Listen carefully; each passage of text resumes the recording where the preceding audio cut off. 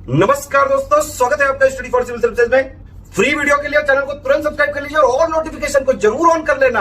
हमारा फ्री वाला टेलीग्राम ये वाला ग्रुप जरूर से जरूर ज्वाइन कर लीजिएगा। टेस्ट को ध्यान से अटेम्प्ट करिए और बताइए कितना स्कोर आपने किया है, कितने सही किए हैं टोटल क्वेश्चन में से। सभी लोग अपना अपना स्कोर जरूर कमेंट करिए। नमस्कार, मैं हूं ओम द्विवेदी और स्वागत है आपका स्टडी फॉर सिविल सर्विसेज में, जिसमें आज हम बीपीएससी प्री का टेस्ट 4 डिस्कस करने जा रहे हैं।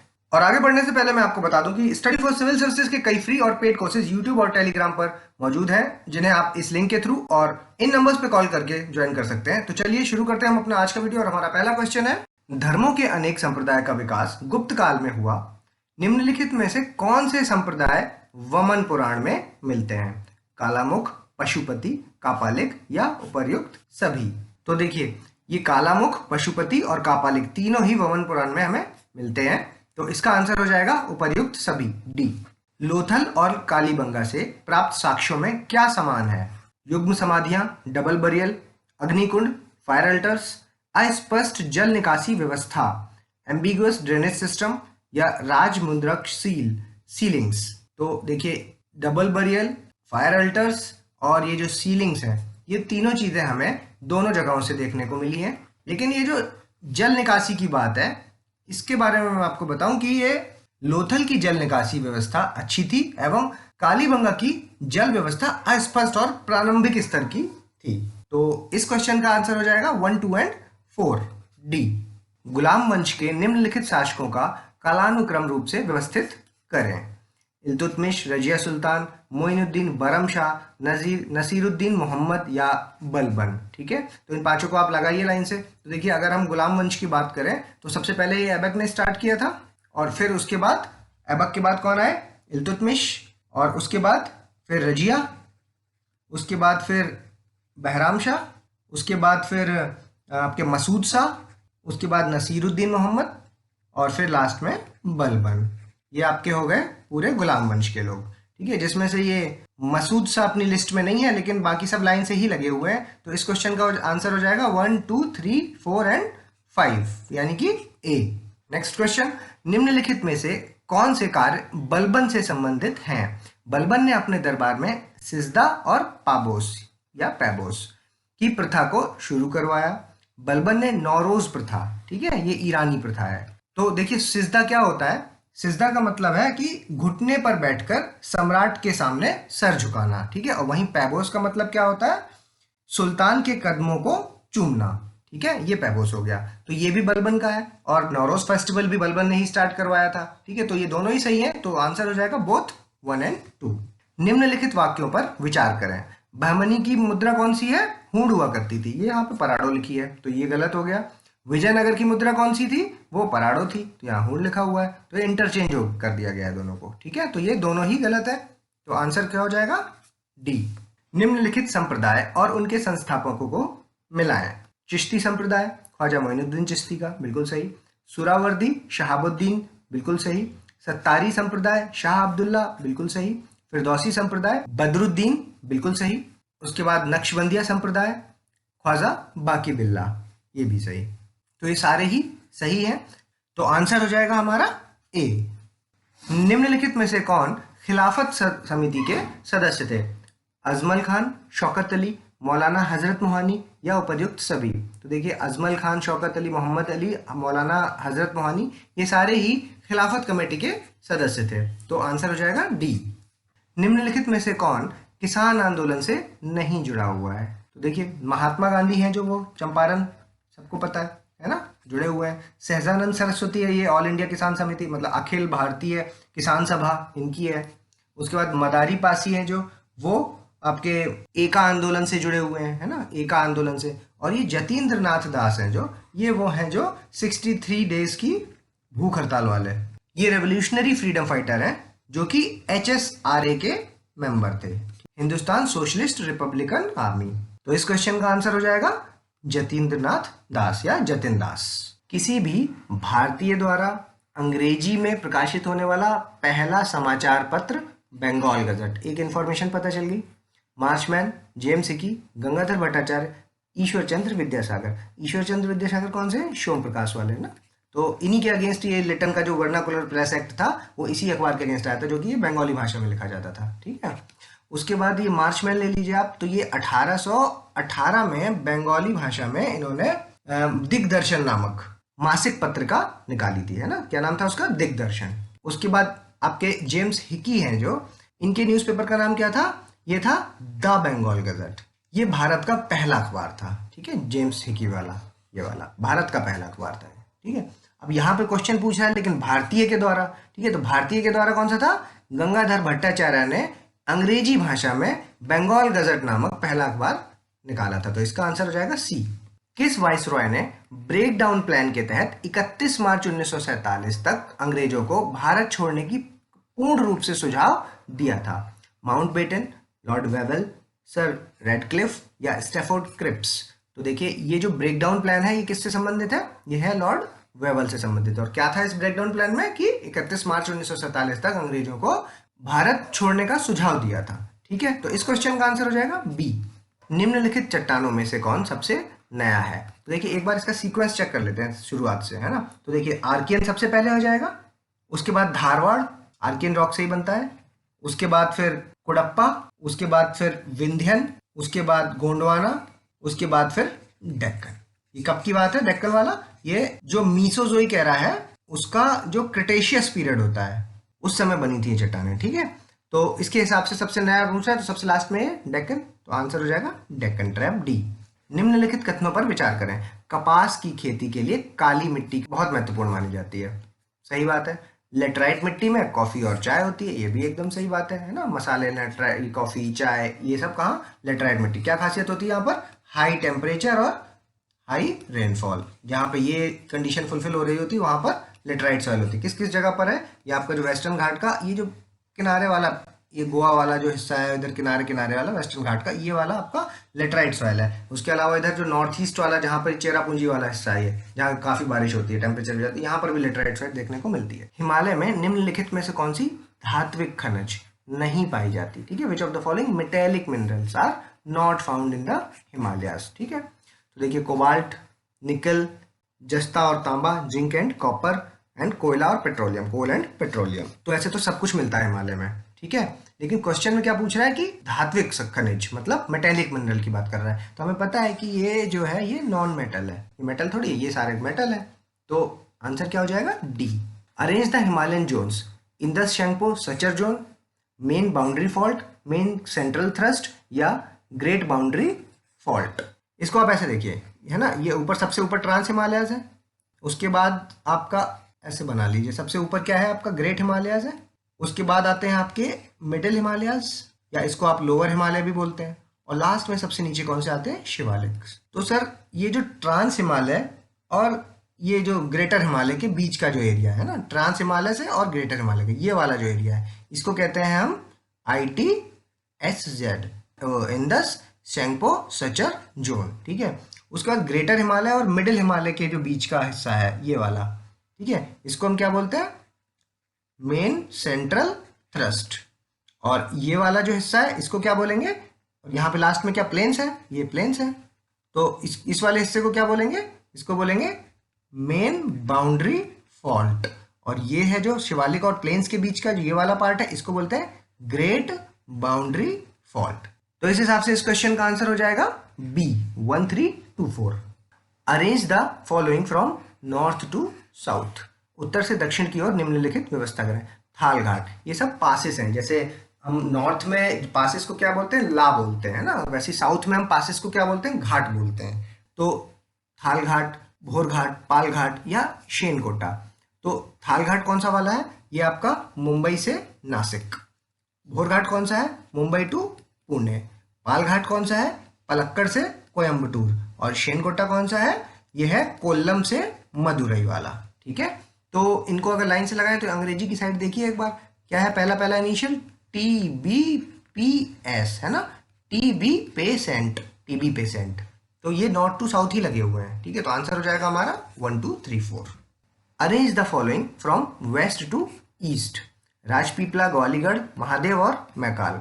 इस क्वेश्चन को सॉल्व करने से पहले आप एटलस निकालिए और इन सब की लोकेशन देखिए, इसको भी और इससे पहले जो अभी हमने पासेस वाला क्वेश्चन किया वो सबकी भी लोकेशन देखिए और इसकी भी लोकेशन देखिए। इसकी जगह मैं आपको बता देता हूँ, ये जो विंध्यास माउंटेन है ना इस जगह पर, तो यहाँ मिल जाएगा आपको राजपीपला, ग्वालीगढ़, महादेव, ऐसे महादेव, और इधर ये मैकाल रेंजेस, ठीक है, ये है इनकी। तो वेस्ट टू ईस्ट लगाएंगे तो सबसे पहले राजपीपला, फिर ग्वालीगढ़, महादेव और मैकाल। तो आंसर हो जाएगा 1 2 3 4। को ये खुद ही मैप में खोल करके देखना, इसको मिस मत करना। अभी अगर नहीं किया है काम तो अगली बार आप नहीं देखोगे तो मिस हो जाएगा। हो सकता है मैप में आपको एक आध ना मिले, जैसे या तो राजपीपला हो सकता है ना मिले, या ग्वालीगढ़ ना मिले, तो उसकी लोकेशन मैं बता रहा हूँ आपको। ये जो सबसे विंध्यास माउंटेन है, जो विंध्यास माउंटेन का जो किनारे वाला वो राजपीपला हो जाएगा, फिर ग्वालीगढ़ हो जाएगा, फिर महादेव, और ये दोनों तो मिल जाएंगे आपको, श्योर है ना। किसी किसी मैप में ग्वालीगढ़ नहीं मिलता, किसी किसी मैप में राजपीपला नहीं मिलता। North east India comes under the zone of earthquake, zone 1 2 3 और 5, ठीक है। तो इसमें भी आपको अर्थक्वेक जोन्स वाला मैप में देख लेना है एक बार कि कौन कौन से जोन 4 में है, कौन कौन से जोन 5 में। मोस्टली क्वेश्चन यही आता है कि 4 और 5 से ही पूछते हैं वो, ठीक है। तो 5 वाला आपका नॉर्थ ईस्ट वाला पोर्शन है, ये 5 से है पूरा। उसके अलावा ये आपको उत्तराखंड वाला पोर्शन है जो वो भी 5 में ही काउंट होता है। और ये आपका भुज वाला जो है ना, भुज, ये सारे जोन 5 के पार्ट हैं। जोन 4 में कौन से आते हैं? 4 में आपका श्रीनगर वाला ले लीजिए, दिल्ली वाला ले लीजिए, सिक्किम वाला थोड़ा सा पोर्शन, ऊपर वाला जो सिक्किम अलग है ना नॉर्थ ईस्ट से थोड़ा, ये सारा है जो ये जोन 4 में आता है। ये आपको देखना है मैप में लोकेट करके। फिलहाल इस क्वेश्चन के बारे में बात करें तो नॉर्थ ईस्ट का आंसर डी हो जाएगा, ठीक है। Fire girdle of Pacific is related to circum Pacific belt, mid continental belt, mid Atlantic belt या इंटरप्लेट वोल्केनो। तो देखिए बेसिकली ये वर्ल्ड, जहां पर भी वर्ल्ड डिस्ट्रीब्यूशन ऑफ वोल्केनोज है, ठीक है, तो वहां पर आपको ये चारों नाम देखने को मिल जाएंगे, ठीक है। ये वोल्केनोज का जो वोल्केनोज को जो डिस्ट्रीब्यूट कर रखा है वो इन्हीं नामों से डिस्ट्रीब्यूट कर रखा है, ठीक है। तो ये सर्कम पैसिफिक बेल्ट है जो ये लगभग 2/3 वोल्केनोज को कवर करता है, ठीक है। ये कहाँ कहाँ पे होता है? जब ये आपकी पैसिफिक प्लेट, अमेरिकन प्लेट और एशियाटिक प्लेन, ये तीनों जब आपस में जब टकराती है तो उन जगहों पर आपका सर्कम पैसिफिक बेल्ट वाला पार्ट आ जाता है। फिर मिड अटलांटिक बेल्ट से कौन सा एरिया जुड़ा हुआ है? आपकी यूरेशियन प्लेट, अफ्रीकन प्लेट और इंडियन प्लेट, ठीक है, ये इससे जुड़ी हुई है, ठीक है। आपको बेसिकली क्या देखना है कि वोल्केनो वाला चैप्टर खोलना है और उसमें क्या है, एक मैप दिया होगा जिसमें वर्ल्ड मैप होगा, ठीक है। उस वर्ल्ड मैप में सारा उन्होंने लोकेट करके दिखाया होगा कि ये सर्कम पैसिफिक बेल्ट है ना। पूरा उसको पढ़ेंगे और ये चारों नाम आपको सामने जैसे जैसे आते जाएंगे उस तरह से आपको ये डिस्ट्रीब्यूशन देख लेना है। कभी मेंस में अगर ये क्वेश्चन देखने को मिल गया तो ये चैप्टर काफी हेल्पफुल हो सकता है, ओके। प्री में तो इतना काफी यही सब क्वेश्चंस पूछते हैं कि ये सर्कम पैसिफिक बेल्ट कितना पोर्शन कवर करता है या कौन कौन सी प्लेट से मिलके करता है, ये वाला किस प्लेट से मिलके करता है, ठीक है। तो ये इससे हो जाएगा, लेकिन कभी अगर लिखने के लिए आ जाए आपको मेंस में तो उसके लिए देख लीजिएगा। मिसिसिपी मिसौरी डेल्टा का एक प्रकार है। चापाकार डेल्टा, पंजाकर, ज्वार नदमुखी या दंतकार डेल्टा, आर्क्यूट, बर्डफुट डेल्टा, एस्चुरियन डेल्टा या कस्पेट। तो देखिए अगर हम आर्क्यूट की बात करते हैं तो ये जो अपना नील नदी है, ठीक है, ये जो डेल्टा बनाती है, या हमारी गंगा ले लो आप, ठीक है, ये आपकी आर्क्यूट टाइप डेल्टा बनाती है, लंबी लंबी नदियां, ठीक है। बर्डफुट डेल्टा कौन सी बना रही है? बर्डफुट डेल्टा ये, ठीक है, मिसिसिपी में बेस्ट एग्जाम्पल। उसके अलावा आपका एस्चुरियन, पता ही है हमारे यही है, नर्मदा और तापी बड़ी फेमस है, दोनों की एस्चुरीज बनाती हैं, वेस्ट फ्लोइंग रिवर्स हैं दोनों, है ना, रिफ्ट वैलीज के थ्रू बहती हैं। उसके बाद कस्पेट डेल्टा, जो कस्पेट है वो कौन सी? स्पेन की इब्रो। तो इस क्वेश्चन का आंसर हो जाएगा आपका बर्डफुट डेल्टा। डल्मेशियन तट का सबसे अच्छा उदाहरण क्या है? यूगोस्लाविया तट, बाल्टिक तट, काठियावाड़ तट या भारत का पूर्वी तट। तो देखिए डल्मेशियन कोस्ट, पहले तो ये देखिए कि होता क्या है डल्मेशियन कोस्ट। जब समानांतर पहाड़ जो होते हैं उनका जो तट रेखाएं हैं, ठीक है, वो सामने के समुद्र में अगर जा रही हैं तो उसको हम डल्मेशियन तट बोलते हैं। तो इस वाले क्वेश्चन का आंसर हो जाएगा यूगोस्लाविया तट।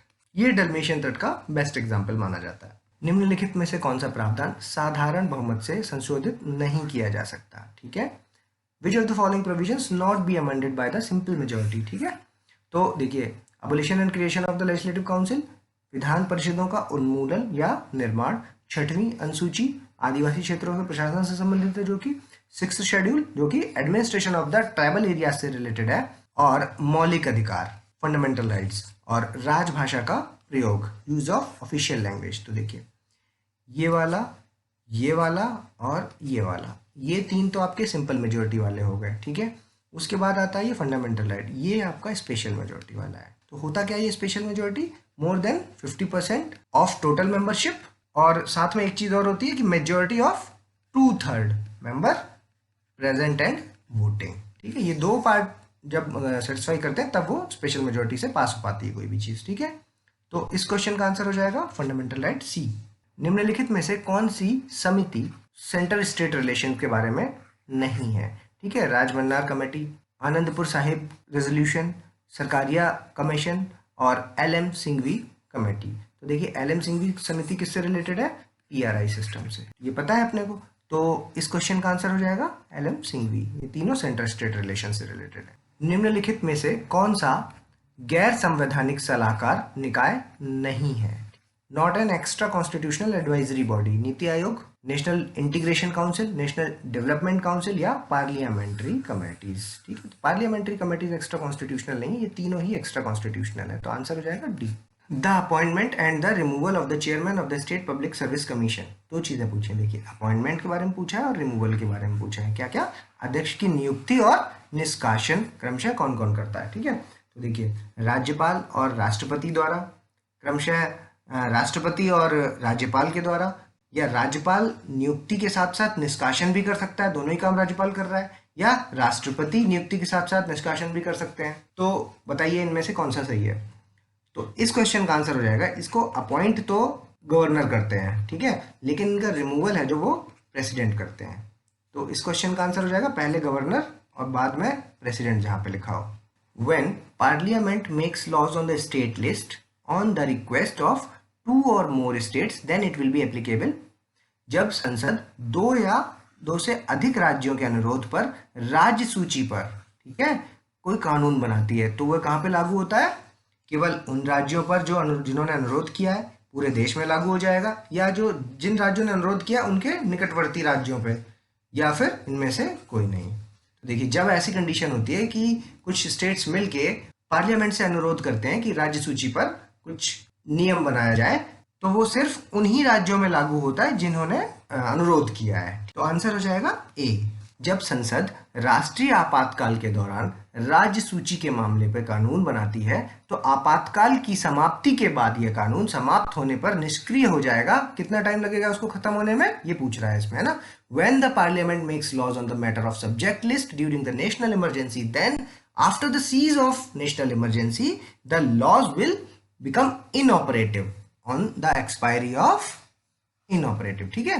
कब होगा, 6 महीने, 1 साल, 1 महीना या 14 दिन। तो ये हो जाएगा 6 महीने बाद, ठीक है। Consider the following statement, the president can make regulations on the progress of the union territories, राष्ट्रपति संघ शासित प्रदेशों की प्रगति के लिए नियम बना सकते हैं।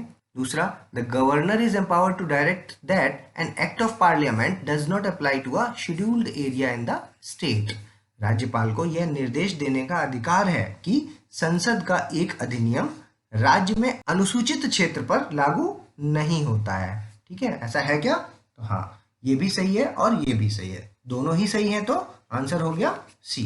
विच of the following is not a merit of parliamentary system, parliamentary system की मेरिट नहीं है, ठीक है। निम्नलिखित में से कौन संसदीय प्रणाली का गुण नहीं है, लेजिस्लेचर और एग्जीक्यूटिव के बीच की हार्मनी, सामंजस्य, ठीक है, उत्तरदायी सरकार, व्यापक प्रतिनिधित्व, वाइड रिप्रेजेंटेशन, या फिर इनमें से कोई नहीं। तो देखिए ये विधायिका और कार्यपालिका के बीच का सामंजस्य तो गुण है, ये नहीं है कैसे हो सकता है, तो गुण है ना, क्योंकि आपका जो एग्जीक्यूटिव है ये लेजिस्लेचर का ही पार्ट होता है और दोनों ही एक दूसरे पे इंटरडिपेंडेंट है। और आपकी जो उत्तरदायी सरकार की बात कर रहे हैं तो जो मिनिस्टर्स होते हैं वो पार्लियामेंट के लिए रिस्पॉन्सिबल होते हैं, है ना। अपना जो भी उन्होंने काम कर रहे हैं उनके सारे एक्ट्स हैं जो वो पार्लियामेंट के लिए रिस्पॉन्सिबल होंगे, तो ये उत्तरदायी सरकार भी गुण हो गया। उसके बाद वाइड रिप्रेजेंटेशन की बात करें, व्यापक प्रतिनिधित्व की बात करें अगर, तो देखिए कि जो एग्जीक्यूटिव है वो ग्रुप ऑफ इंडिविजुअल्स होते हैं, तो इट इज पॉसिबल कि रिप्रेजेंटेशन सारे सेक्शंस और सारे रीजन को मिल पाए गवर्नमेंट का, है ना, तो व्यापक वाइड रिप्रेजेंटेशन मिल जाता है, ठीक है। तो ये भी इसका कारण हो गया। तो गुण नहीं है पूछ रहा था, तो इसका आंसर डी हो जाएगा, ठीक है। The ministers are collectively responsible to the parliament in general and in the लोक सभा in particular, ठीक है। डायरेक्ट लाइन है ये आर्टिकल 75 की, ठीक है। मंत्री सामूहिक रूप से संसद में और विशेष रूप से लोकसभा में जिम्मेदार होते हैं। ये कहां पर लिखी है बात, आर्टिकल 75 में। निम्नलिखित में से कौन सा मामला संपत्ति के अधिकार से संबंधित है? शंकरी प्रसाद केस 1951, गोलकनाथ केस 1967 और केशवानंद भारती केस 1973 और उपर्युक्त सभी। तो हमें पता है कि सबसे पहले जब शंकरी प्रसाद के केस में ये मुद्दा उठा था, राइट टू प्रॉपर्टी वाला, फिर उसके बाद ये मुद्दा गोलकनाथ केस में उठा और फिर फाइनली केशवानंद भारती में आया जब इन्होंने बेसिक प्रिंसिपल्स के बारे में बताया। तो इस क्वेश्चन का आंसर हो जाएगा डी। अब देखिए, study of ageing, gerontology, gastroenterology, genetics या गायनोकोलॉजिस्ट। तो आपका जो गैस्ट्रोएंटेरोलॉजी है ये आपका होता क्या है, ये अंदर के जो पेट के अंदर के जो डिसऑर्डर्स होते हैं, इंटेस्टाइन में से रिलेटेड कुछ डिसऑर्डर्स होते हैं, उनकी जब स्टडी करते हैं तो बोलते हैं इसको गैस्ट्रोएंटेरोलॉजी। ठीक है। उसके बाद जेनेटिक्स क्या है कि जब हम स्टडी ऑफ हेरिडिटरी कैरेक्टर्स, आपके हेरिडिटरी अनुवांशिक चीज़ों का के बारे में जब स्टडी करते हैं तो उसे जेनेटिक्स बोलते हैं। उसके बाद गायनोकोलॉजी क्या होता है कि फीमेल रिप्रोडक्टिव ऑर्गन्स के बारे में जब स्टडी होती है तो उसे गायनोकोलॉजी बोलते हैं। तो बच गया क्या, जीरेंटोलॉजी। तो एजिंग से संबंधित क्या है, जरा विद्या, जीरेंटोलॉजी। ठीक है। Number of mitochondria, power house of the cell बोलते हैं इसको। ठीक है। और ये कितने होते हैं बैक्टीरियल सेल में? 0, इन्फिनिटी, 100 या अननोन, तो 0। कंसिडर द फॉलोइंग स्टेटमेंट, निम्नलिखित कथनों पर विचार करें। डीएनए में एडेनिन, गुआनिन, थाइमिन, साइटोसिन का नाइट्रोजन बेस होता है। ठीक है। तो ऐसा कुछ होता है ना, इसमें ऐसे बनता है ना, ए यहाँ पर डबल बॉन्ड, हाइड्रोजन बॉन्ड लगा होता है बीच में, AT और C, और इनके बीच में ट्रिपल बॉन्ड लगा होता है ना, C और G, है ना। ये क्या है, एडमिन, ये आपका थाइमिन, ये आपका साइटोसिन और ये गुआनिन। तो ये डीएनए की बात हो रही है, बिल्कुल सही बात है। ठीक है। उसके बाद इसमें आरएनए में क्या होता है, ये बस एक जगह यूरेसिल से रिप्लेस हो जाता है, बाकी सब सेम होता है।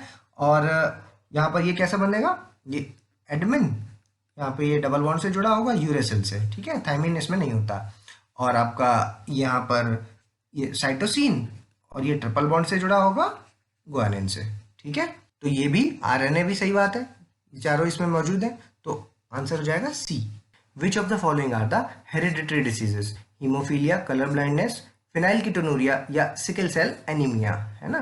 तो देखिए, जो आपका हीमोफीलिया है ये आपका जब सेक्स क्रोमोसोम में डिसऑर्डर होता है, तो जिसकी वजह से क्या होता है कि ब्लड क्लॉटिंग है जो उसमें फेलियर होना शुरू होता है, तो वो आपकी हीमोफीलिया हो जाती है। ठीक है। उसके बाद कलर ब्लाइंडनेस, ये क्या है कि इसमें आदमी को रेड और ग्रीन कलर देखने में समस्या होती है। ऐसा नहीं कि इसको दिखता ही नहीं है दोनों कलर, वो अलग अलग लेवल होते हैं, हालांकि इनके रेड भी दिखता है और ग्रीन भी दिखता है। लेकिन जब टेस्ट होता है इसका, एक इशारा टेस्ट, आपको इस बीमारी से आप परिचित होंगे क्योंकि जितने भी फोर्स की नौकरियां होती हैं उनमें कलर ब्लाइंडनेस का एक टेस्ट होता है। इसको इशारा टेस्ट, एक बुक होती है ना, इसमें पॉइंट्स पॉइंट्स पॉइंट्स पॉइंट्स बने होते हैं और कोई एक लेटर लिखा होता है उसमें, बीच में पहचानना होता है, इस टाइप का एक टेस्ट होता है। ठीक है। उसके बाद फिनाइलकीटोनुरिया। फिनाइलकीटोनुरिया क्या है, जब 12वें क्रोमोसोम में, 12th क्रोमोसोम में जब चेंजेस हो जाते हैं, ठीक है, 12th क्रोमोसोम में, तो उसे फिनाइलकीटोनुरिया बोलते हैं। ठीक है। उसके बाद सिकल सेल एनीमिया, इसमें क्या होता है कि इसमें 11वें क्रोमोसोम में जब चेंज होंगे तो वो सिकल सेल एनीमिया हो जाएगा। तो इसका आंसर हो जाएगा D, all the above. Iodine tincture is made of, iodine tincture किसका बना है? नॉस्टॉक, एनाबीना, कैल्प या लेमनीरिया। तो आयोडीन टिंचर है जो, वो आपका लेमनीरिया का बना हुआ है। Which of the following species convert the atmospheric nitrogen into the nitrogenous compound? ठीक है। Azotobacter, Azospirillum, Clostridium. तो देखिए ये तीनों ही हैं जो ये एटमॉस्फेरिक नाइट्रोजन को नाइट्रोजीनियस कंपाउंड में कन्वर्ट करते हैं। तो इसका आंसर हो जाएगा D, all the above. Consider the following properties of electromagnetic waves. ठीक है। तो ये कॉन्सेप्ट किसने दिया था इलेक्ट्रोमैग्नेटिक वेव का? मैक्सवेल ने। तो यही सीधे सीधे लिखा हुआ है। दे प्रोपोगेट इन ए ट्रांसवर्स वेव। ट्रांसवर्स वेव का मतलब क्या होता है कि ये परपेंडिकुलर डायरेक्शन में, वेव जो मीडियम है इसका वो परपेंडिकुलर डायरेक्शन में मूव करेगा। वेव ऐसे ऐसे मूव करती है ना, तो उसके परपेंडिकुलर में। ठीक है। ये दोनों ही सही है, आंसर हो गया C. Which of the following is an example of the refraction? Twinkling of star, oval shape of the sun in the morning and the evening, और increase in the duration of the sun's visibility before sunrise and after sunset. यहाँ sunset होगा, ये गलत हो गया। ठीक है। इधर हिंदी में सही है कि सूर्योदय से पहले और सूर्यास्त के बाद सूर्य की दृश्यता की अवधि में वृद्धि। तो देखिए ये जो तारों का टिमटिमाना है और सुबह और शाम जो सूरज का ओवल शेप हो जाता है ना, ऐसा दिखता है जो हमें सूरज, है ना, वो किसके कारण होता है? वो रिफ्रैक्शन के कारण होता है। और जो ये आपका सूर्योदय से पहले और सूर्यास्त के बाद भी जो लालिमा दिखती रहती है वो होता है टोटल इंटरनल रिफ्लेक्शन की वजह से। तो यहाँ पर पूछा है रिफ्रैक्शन से कौन कौन से होते हैं, तो पहला और दूसरा, तो आंसर हो जाएगा ए। हु डिस्कवर्ड प्रोटॉन, सीधा सीधा क्वेश्चन है, रदरफोर्ड, चैडविक, गोल्डस्टेन या जे थॉमसन। तो जे थॉमसन ने क्या किया था, इलेक्ट्रॉन की खोज, चैडविक ने न्यूट्रॉन की खोज, लेकिन ये जो गोल्डस्टेन है इन्होंने प्रोटॉन की खोज की है, और रदरफोर्ड ने ये जो नामकरण है प्रोटॉन ये रदरफोर्ड ने दिया है। तो इस क्वेश्चन का जो आंसर है वो हो जाएगा Goldstein. Which of the following is not correctly matched, sodium carbonate, washing soda, सही है, सोडियम बाइकार्बोनेट, बेकिंग सोडा, ये भी सही है, और आपका एलम, पोटेशियम, एल्यूमिनियम, ये भी सही है। तो आंसर हो जाएगा नन ऑफ द अबव, क्योंकि नॉट पूछा है। When did the Indian Parliament separate the state of the Uttaranchal from the northwestern part of the Uttar Pradesh? भारतीय संसद ने उत्तर प्रदेश के उत्तर पश्चिमी भाग से उत्तरांचल राज्य को कब अलग कर दिया? 9 नवंबर, 11 नवंबर, 7 नवंबर या 13 नवंबर? तो 9 नवंबर वो तारीख थी जब उत्तरांचल को उत्तर प्रदेश से अलग किया गया था। Where is the maximum BOD found in the Ganga in Uttar Pradesh? Ganga में सर्वाधिक बीओडी उत्तर प्रदेश में कहाँ मिलता है? तो बीओडी होता क्या है, बीओडी की फुल फॉर्म क्या है? इसकी फुल फॉर्म है बायोलॉजिकल ऑक्सीजन डिमांड, ठीक है, बीओडी। तो ये मिलता है आपका कानपुर से इलाहाबाद। विच of the following is from Agra घराना? काले खान, गंगूबाई हंगल, भीमसेन जोशी या खुर्शीद अली खान? तो ये जो खुर्शीद अली खान है ये हैं जो, ये तो आगरा घराना से है, तो आंसर तो होगा ये, और इनको आगरा घराने का पितामह बोला जाता है ना। और काले खान, गंगूबाई हंगल और भीमसेन जोशी ये तीनों कहाँ से है? ये किराना घराना। निम्नलिखित में से कौन सा लोक नृत्य ब्रज क्षेत्र का है? तो देखिए झूला है जो, ये ब्रज का है। इसके अलावा कौन सा है? इसके अलावा रास हो गया, इसके अलावा आपका चरकुला हो गया, आपका जो धोबिया है ये कहाँ का है? ये पूर्वांचल का है। आपका जो कर्मा है ये सोनभद्र वाले एरिया का है, सोनभद्र और मिर्जापुर जो होता है ना, मिर्जापुर वाले का। उसके बाद ये जो राई है ये आपका बुंदेलखंड का है। तो इस क्वेश्चन का आंसर हो जाएगा ए। निम्नलिखित केंद्रीय विश्वविद्यालयों को क्रमबद्ध कीजिए। इलाहाबाद यूनिवर्सिटी 1887, बनारस हिंदू यूनिवर्सिटी कब की है? 1916, अलीगढ़ मुस्लिम यूनिवर्सिटी कब की है? 1921, और डॉक्टर भीमराव अंबेडकर यूनिवर्सिटी जो लखनऊ में एस्टेब्लिश्ड है वो सेंट्रल यूनिवर्सिटी कब बनी थी? 1989 में, ठीक है।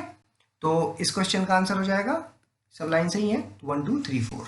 Who became the first airport in the country to introduce the paperless e-boarding in the international flights? है ना, अंतरराष्ट्रीय उड़ानों के लिए पेपरलेस ई बोर्डिंग शुरू करने वाला देश का पहला हवाई अड्डा कौन बन गया है ना? ये ऑफिशियली कौन सा बन गया है? हैदराबाद, ठीक है। वैसे तो अभी कोरोना की वजह से सब जगह पे ही पेपरलेस चल रहा है, लेकिन हैदराबाद है जो वो इंटरनेशनल फ्लाइट्स के लिए ऑथेंटिक ई बोर्डिंग शुरू करने वाला पहला हवाई अड्डा बन गया। Which position did India gets in the national brand index released in the November 2020? तो नवंबर 2020 में जारी नेशनल ब्रांड सूचकांक में भारत की कौन सा स्थान मिला? ठीक है, तो इनको मिला है 34वां स्थान। In which state will the India's first tyre park? है ना, भारत के पहले टायर पार्क का निर्माण किस राज्य में किया गया? पश्चिम बंगाल, उड़ीसा, बिहार या उत्तर प्रदेश? तो इसका आंसर है पश्चिम Bengal. According to the report released by the World Wide Fund for Nature, which city of India will have the most water shortage? है ना, पानी की कमी 2050 तक। World wide fund for nature द्वारा जारी रिपोर्ट के अनुसार 2050 तक भारत के किस शहर में सबसे ज्यादा पानी की कमी होगी? जयपुर शहर में, पटना में, भोपाल में या पुणे में? तो इसका आंसर है जयपुर। वर्ष 2020 के लिए किस लेखक को एजुतचंद पुरस्कार दिया गया? Which author has awarded the Ezhuthachan award in the year 2020? Vasudev Mohi, Paul जचेरिया, नाशरा Sharma या अमन सचदेव? तो इस क्वेश्चन का आंसर है पाल जचेरिया। यहाँ पे हमारे टॉप 50 क्वेश्चंस की सीरीज एंड होती है, और ये वो स्लाइड है जिसको आप पॉज करेंगे और आपने जहां पर भी 1 2 3 4 ABCD लिखा है उसको आप मिलान कीजिए और बताइए आपका स्कोर कितना रहा इस टेस्ट में। और अगर अभी तक आपने हमारे चैनल को सब्सक्राइब नहीं किया तो प्लीज इसको सब्सक्राइब करें और बेल आइकन की बटन जरूर दबाएं। जल्दी मिलेंगे अगले टॉप 50 क्वेश्चंस के साथ, तब तक के लिए धन्यवाद।